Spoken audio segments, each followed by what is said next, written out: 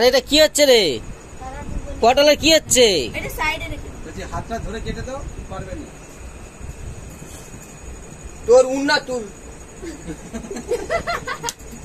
লে পটল দিদিকে খাই দে, আগে দিদিকে খাই না, দে। আগে মাকে খাওয়া। আগে মা আচ্ছা আগে মাকে। হ্যাঁ, মাকে খাওয়া। ঠাকুমাকে।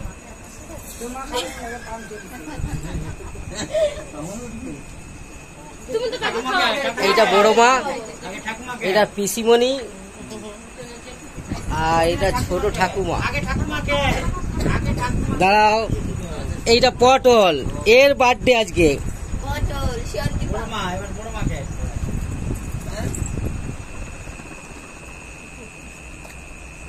পিসি দে।